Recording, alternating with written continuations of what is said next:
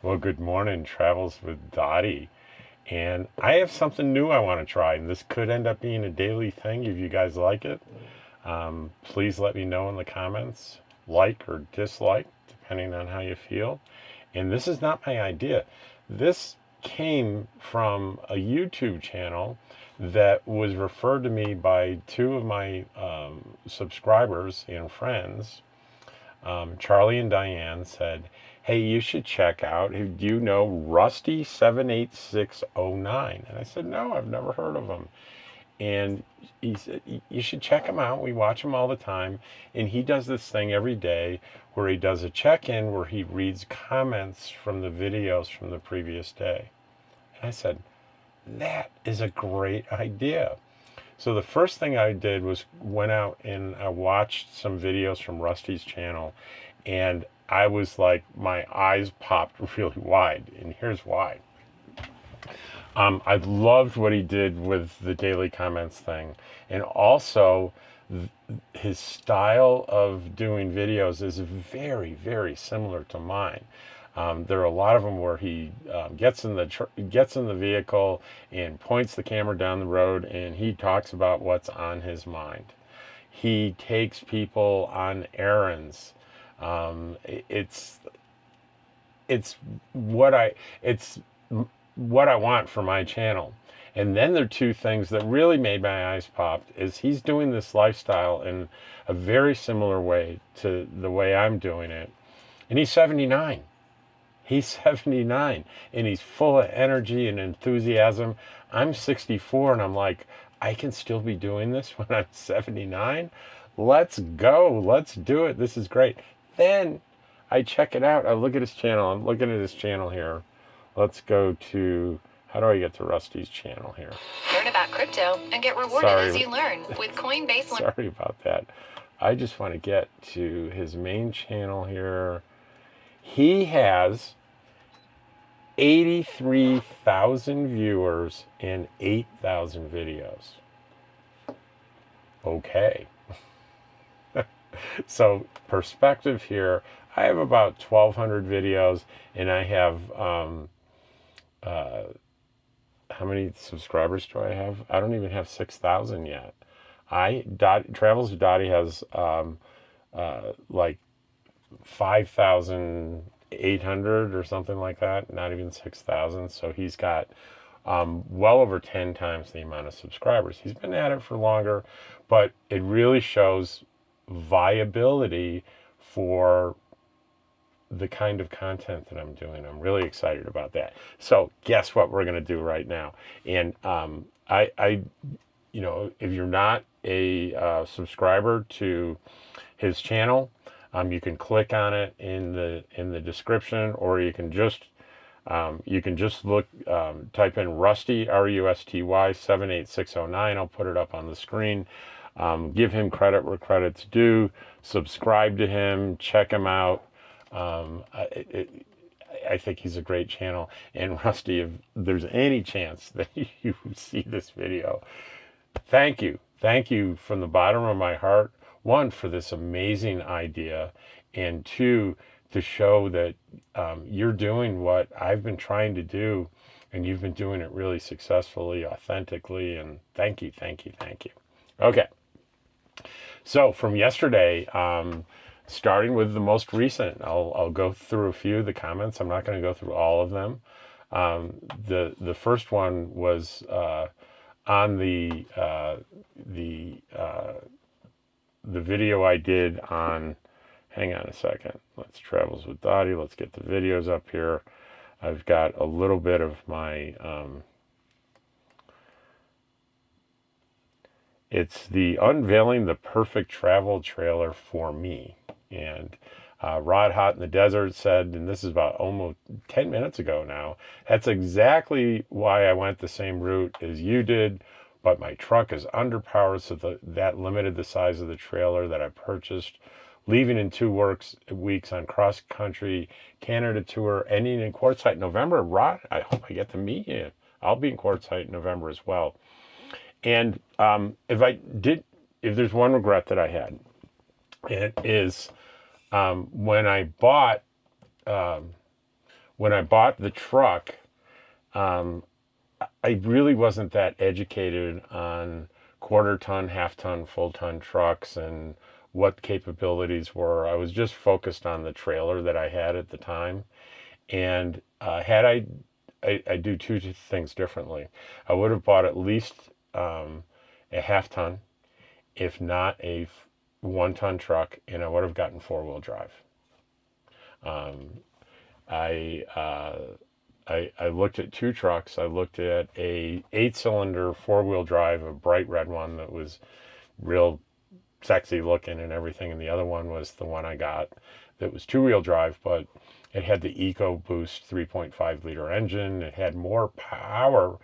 Even though it was 6 cylinders, it had more towing power than the red one. So that's what I got. And I didn't really even think about 4-wheel drive. And I didn't think about my future, that I might, as I get older, want a little bit bigger trailer or maybe a fifth wheel. And I've limited my options about making that choice. And I'm kind of stuck with that. Back in 2018, in December, when I bought this brand new truck, I think out the door it was just under $32,000 for this brand new truck. That's unheard of today. That was a couple of years prior to the pandemic and the big spike in prices on trucks. So that's the only thing I would have done differently. I'm not too disappointed by it. I'm okay. So the next one is why I love Quartzsite. It's Jeffrey's mom. I'm seriously thinking about moving out to Arizona. It was so amazing meeting Amanda Winston. She says Bob Mills. I think she typo. It's Bob Wells, you and Dottie, and several others out there in January. I love all the information you give her on your channel about Quartzsite. Thank you, Jeffy's mom. And I I wish I could. There's no picture of you here, so I don't remember meeting you, but I'm sure it was delightful. I haven't met anyone out there in these circumstances that weren't absolutely delightful. Um, and moving to Arizona, I think that's a great idea. Great climate, lots of different options to move to Arizona.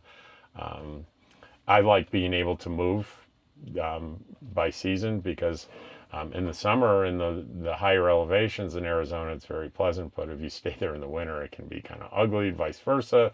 If you're in southern Arizona, it's beautiful. Quartzsite is just amazing in the winter, but in the summer, you're gonna bake, bake, bake. Um, let's see, Randy G63 is a regular subscriber. She comments a lot. Lovely, lovely woman. And let's see what she has to say. And this is on the trailer. You're right for sure. When you did your tour of your trailer and how you modified it to work for you, it made perfect sense to me. I've been looking to buy a small trailer that I can manage myself. If my van breaks, I lose my home, so I've tried to buy a casita or a teardrop that has enough room to sleep 3. It's been very difficult on the used market, and our price points are ridiculously high. Eventually, I hope to have a setup similar to yours, probably on a smaller scale though. My friends that I mentioned at the beginning of the video, they're here and they have a casita, the two of them, and they just love everything about it. They're from Kansas. They have a big sticks and bricks they've lived in for decades and decades, but when they travel, they do so in their casita, and they have a great time.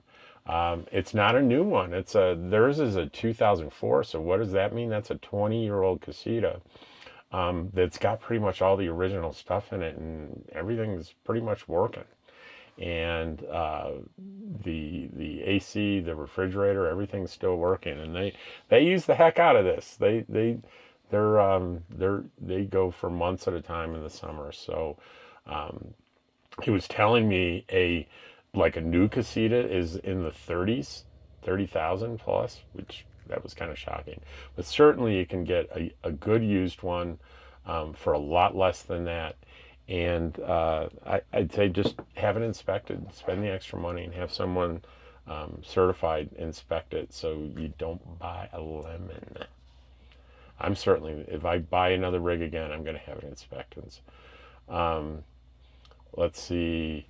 You know, I've got to move this over just a little bit, I think, so I can see.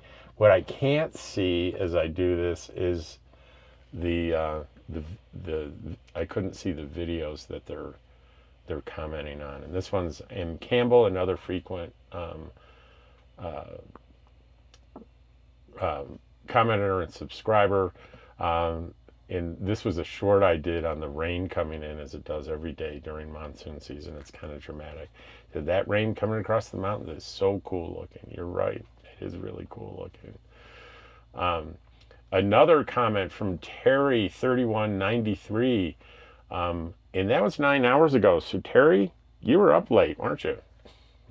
Well, I don't know what time zone you're in. If you're in my time zone, you're up late. Rob, I agree that your setup is very practical, affordable, ideal. I've owned every type of camper, RV made over my 40 years of camping. By the way, I love it when very experienced people far more experienced than me, comment. It's very exciting. My wife and I now own a massive 45-foot luxury diesel Class A with 4 slides and about every upgrade and option known. It's gorgeous. Having said that, it's also a money pit. Not because something is wrong with it, but because it's insanely expensive to operate. A 6.4 mile per gallon average, mostly highway, very expensive insurance because it has a high value. Hang on, whoops. I'm sorry. Everything kind of fell apart a little bit here.